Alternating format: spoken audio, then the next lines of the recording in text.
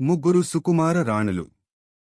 విక్రమార్కుడు తన పట్టుదలను వీడక మళ్లీ ఆ శ్మశానవాటికలోని మర్రి చెట్టు వద్దకు వెళ్ళాడు.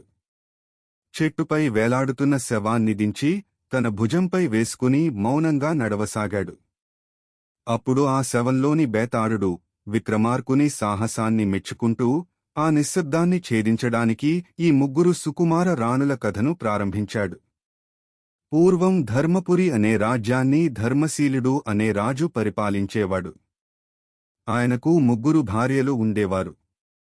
ఆ ముగ్గురు రాణులు లోకంలో ఎవరూ ఊహించలేనంత సుకుమారమైన శరీరాలు కలిగినవారు.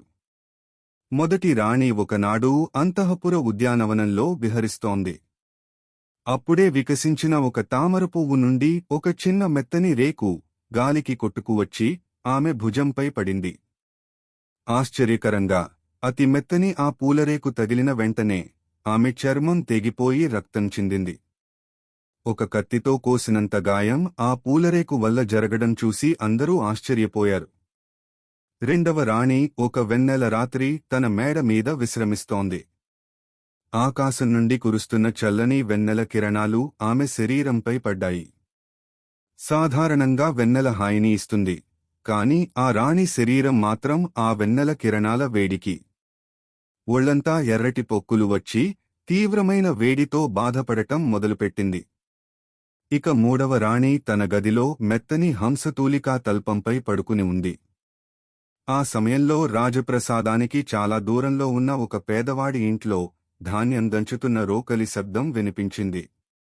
ఆ దంపుడు శబ్దం వల్ల గాలిలో కలిగిన స్వల్ప ప్రకంపనలు ఆమె చెవికి సోకగానే ఆమె చేతి మణికట్టు ఒక్కసారిగా వాచిపోయింది.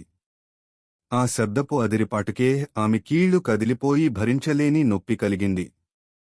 ఈ కథను ముగించిన బేతాళుడు విక్రమార్కుని చూసి, ఓ రాజా, ఈ ముగ్గురు రాణులలో అత్యంత సుకుమారి ఎవరు?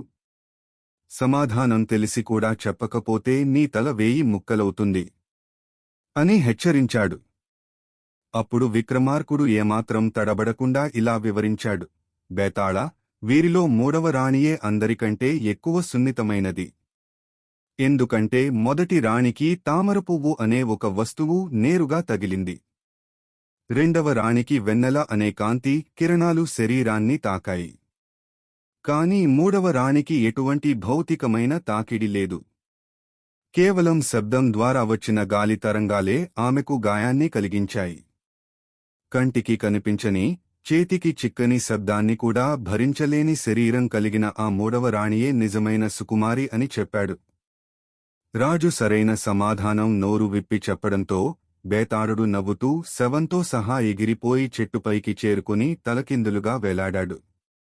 పట్టువదలని విక్రమార్కుడు మళ్లీ వెనక్కి చెట్టు వద్దకు చేరుకుని ఆ శవాన్ని దించి భుజంపై వేసుకుని మౌనంగా నడవసాగాడు. అప్పుడు శవంలోని బేతాళుడు మరొక చిక్కుతో కూడిన కథను చెప్పడం ప్రారంభించాడు. ఆ తర్వాతి కథ కోసం తదుపరి భాగం తప్పక చూడండి.